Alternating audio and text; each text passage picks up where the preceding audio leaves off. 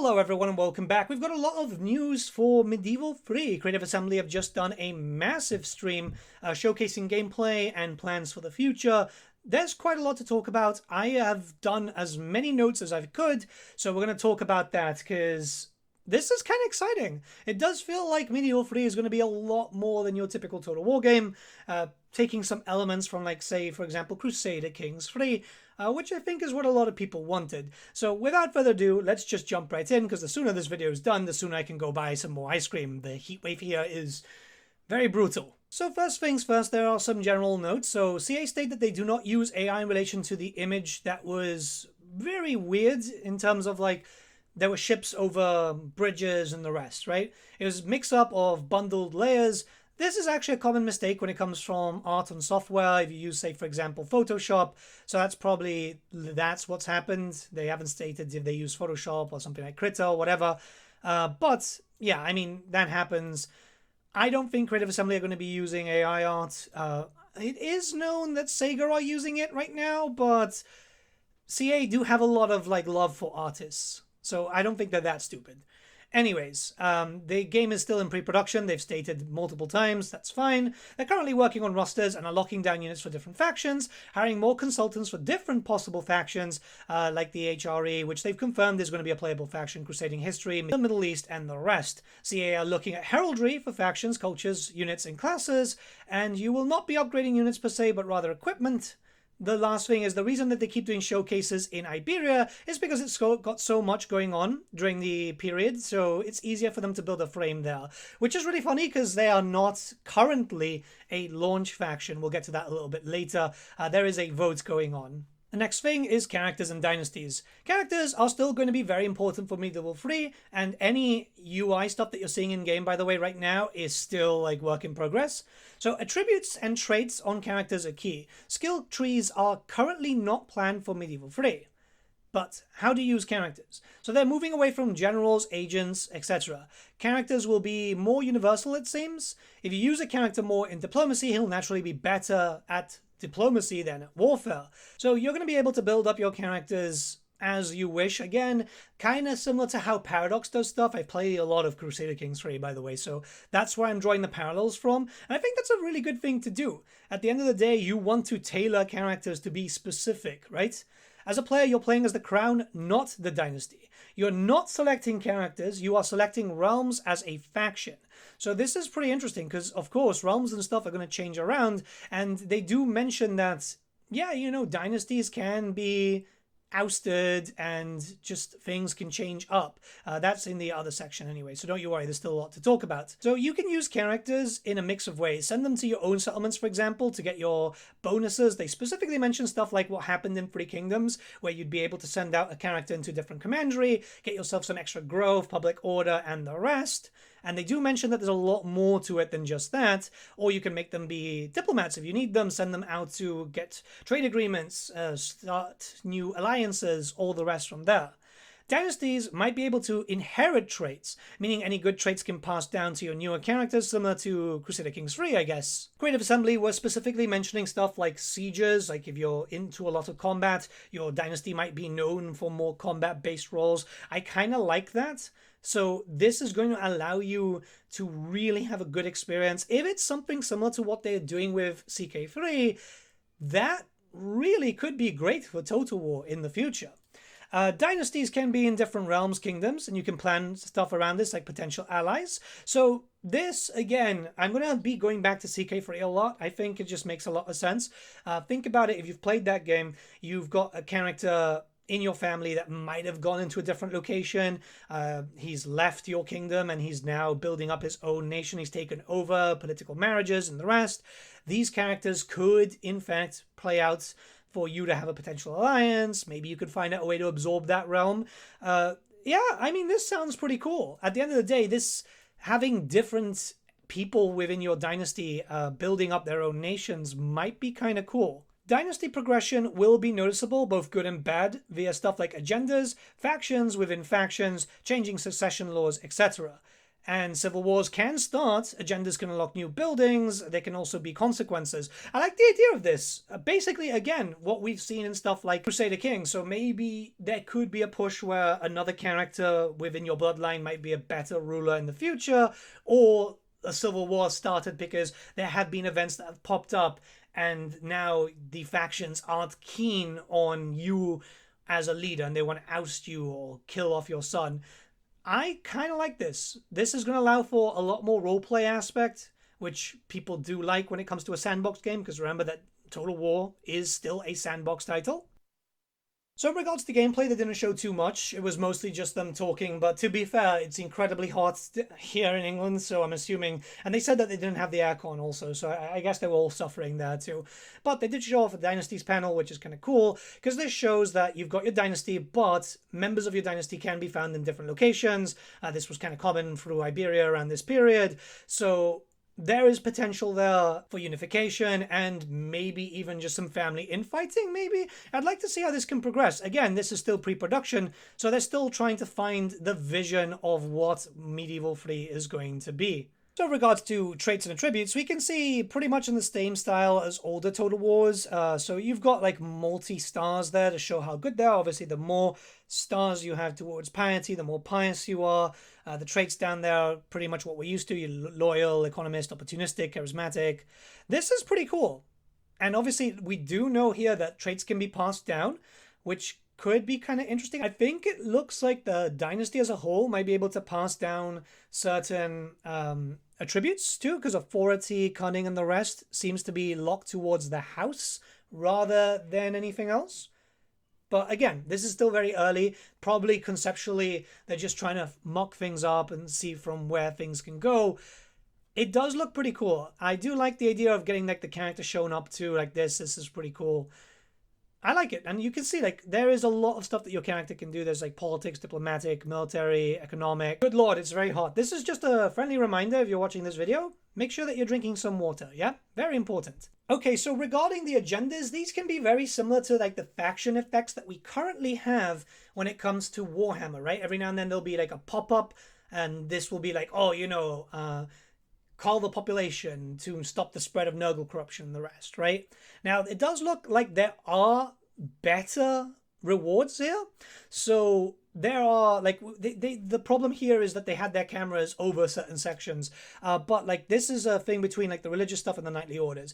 There's an outcome for the knightly order there that will get you a new building. And it's confirmed that you'll be able to pick up certain buildings, even some units and stuff through that. And this will be in between different factions within your realm. Alright, so we do have a lot of details regarding trade and economy. It's changed since the last showcase. So your characters, you will use them to establish like trade routes and send them to other regions.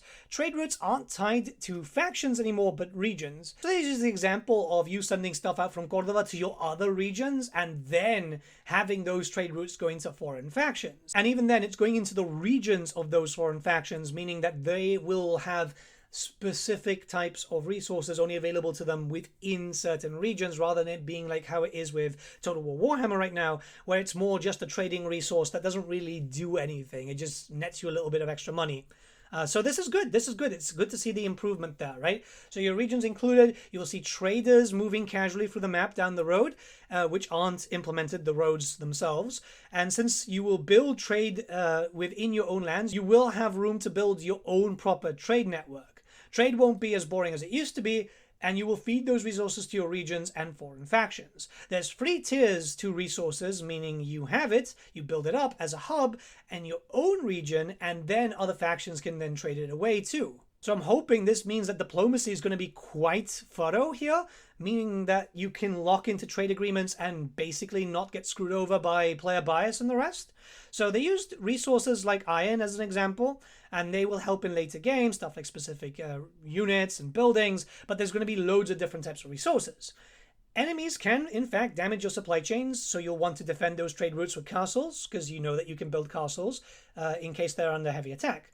If you attack an enemy trade route, you might, and they are looking at this at the moment, get a temporary access to this specific resource, meaning if there's like a gold mine or whatever, or an iron mine, you can take that bonus away from them and have it on you for a little bit, which could be kind of interesting to see how that could work, especially, again, hoping that diplomacy ends up being much more thorough, in more on the lines of like how it works with Free Kingdoms. Free Kingdoms has the better diplomacy there. They do mention that people are in fact the resource, so yeah, you will eat the bug.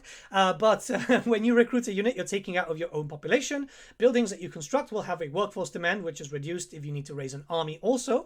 And you will feel the economic impact with your population if too many people die, which makes sense. I kind of like this. This feels, again, very similar to that of like Crusader Kings. I don't want to like say that this is them copying Crusader Kings, because it's not. This is a historical format, and at the end of the day, yeah, it's just how it is, and that's how it worked in real life. But I'm using the parallel to Crusader Kings a lot because there's a lot of stuff there that I would have always loved to see in Total War, and it looks like we might see something similar in that regard, which is great. Certain regions will be upgraded in different ways in regards to economic and in general. So certain regions might just have more in terms of certain build slots that can be done. As you can see, that the heat wave is killing me because I wrote that in my notes, and I'm not taking it out. Screw it. This does in fact make me quite excited for the future of Medieval 3. Obviously it's going to be a while until we get to see this title, but it is sounding pretty damn good. And this is an example that they use for trade, showing how a tier 3 iron resource in Cordova will go to Burgos, go to Sussex, and then go to Normandy. So that is between your own stuff, right? This is going through like your own regions, meaning that you want to funnel that through your regions before you start funneling outside. But then you can send it to foreign factions like Granada or Sevilla. And you can see how the tier system works, right? So tier 1 has access to iron, right? Tier 2, which is Burgos and Granada, they can actually trade that stuff. So they've got access to it. This means that the foreign faction in Granada can trade out the iron for other resources. And then obviously the third one is the one that has everything and is giving the ability to trade to your own area in Burgos and also in Granada.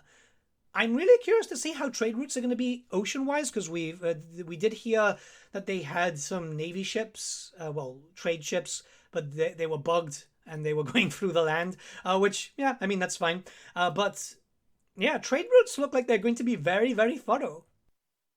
All right, we're at the end here. So playable factions. They're prepping planned playable factions for launch. They don't know how many are going to be in launch just yet. There's a few locked in, and they want players to vote on some, which there is a vote now live. You can find that in the description below.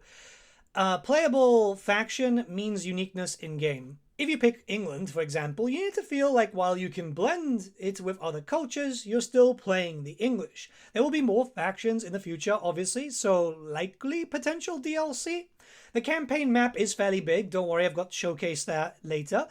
Smaller than Attila in terms of area of the world covered, but it is very, very large when you get in-game, and we've seen that already when they've started to go into the other showcases, showcasing Iberia. We know that the map is much larger than it was in Attila for Spain. The factions that they've chosen are no-brainers given the set time period for the title. So locked in right now are England, France, the Holy Roman Empire, Byzantine, the Sultanates, which is likely going to be able to transfer to the Ottomans after, and the Crusader state, which is the Kingdom of Jerusalem. There's a bunch of factions people will be able to vote on, so this will be merchant republics and etc. The survey will be up until September, so there's a fair amount of time. Players will have 4 votes, so you can still get a decent amount coming in. I find it really curious, though, that no Iberian factions are launch ones that they've locked in already, despite the fact that, they've highlighted Iberia constantly. But they've also stated that they will balance the votes if needed. So, for example, there's like 4 choices for the Italian states, right? If everyone's voted for that, they're going to go, okay, no, we're going to have to switch some stuff around because they want variety, which is good. This is ultimately going to be a good thing. So there's a lot to talk about here specifically, because what you're seeing is the campaign map. This is what they've locked down, what they want for the start. I don't imagine that there wouldn't be the potential of like map expansions and stuff, seeing as we've got stuff that's like blacked out, and this is a new engine, so they're probably factoring that in for the case of like Total War 40k and the rest. So it looks pretty good. Like, it covers quite a lot of territory. I'm actually quite surprised, you know. I was actually expecting a smaller campaign map. And what's going to happen is it's going to expand with possible player factions in the future, because they're getting all these factions, which will be part of the votes, but they want to do them eventually. So this is something that, you know, they'll get a few more coming in for launch, and then boom, you know, possible DLC packs and stuff. Remember, Total War is still a DLC farm, so there will be loads and loads of DLCs coming in. And there's 23 possible voting factions, so you can pick and choose. You've got 4 votes per person, which I think is quite good. And I think that that's going to help a lot with regards to just maybe getting some spread. What I'm hoping is, you know, a faction in Iberia, one of the Muslim factions too would be great. Maybe, yeah, Milan or Venice, and then one of the Scandinavians would be great, in my opinion, just to have a proper spread. But likely this will then go to the DLCs and be spread out. Who knows how quickly Warcore will allow for future DLC content. I know some people don't like the word DLC, especially for Total War, but like, let's be honest, this is how it's going to work, so we need to be realistic about it. Yeah, a good spread. Very, very good spread. And I like the fact that they're looking at loads of different things. You know, the Northern European ones, it's basically just like the Scandinavians and Scotland, Iberian powers. I would like to see Castile. But I know that Leon Galicia is quite popular. At the end of the day, Portugal would be great too. Yeah, I mean, at the future, the more the better. I think it's really important to have one of the Muslim empires in there represented, because I think that's going to be quite important. One of the big ones, right? So, in my opinion, maybe the Almohad. But there's a lot. There's a lot that I would personally like. I'd like to see Croatia. Hungary would be cool too. Yeah, I mean, it's got a lot of scope. We've seen quite how Spain is in terms of size. Well, the whole of Iberia Peninsula. So there's potential. There is a lot of potential for quite a lot of different playable factions and a lot of spread. It's important that Creative Assembly remember that minor factions should still play a key. So that way, you know, it's not just major factions all the time. You want to see minor factions in there just to kind of allow for a little bit of a spread. Obviously, we do know that certain factions will be larger at start than others. Like, for example, the Duchy of Greater Poland is going to be relatively small compared to, say, for example, the Kingdom of... well, actually, the Holy Roman Empire would be quite large, or even France, right? So I'd like to see some minor factions in there, maybe in the form of vassals and, you know, some rebel troops and the rest. Vassals would be really, really cool to see. A real, like, structured vassal faction system would be amazing. Again, if anyone from Creative Assembly is listening, please make diplomacy, at least, at the very least, like Three Kingdoms. None of the stuff that we've been having lately, because it's not been great. You know, the diplomacy system in Pharaoh was lacking. The one in Warhammer 3 is abysmal. Diplomacy should be very, very important for a game that looks like it's going to have a lot of diplomatic ties. So it's just me having a bit of a wish list. Overall, pretty excited about this. Good to see some more news coming out, and very structured news at that. Let me know what you guys think in the comments below. Make sure that you're all drinking water, keeping in the shade, sunblock and the rest, because holy crap, it's very hot right now. I am going to go get some ice cream. Have a great day, guys. And yes, the survey will be linked in the bottom. So yeah, in the description. Have a good one. See ya, guys. Bye.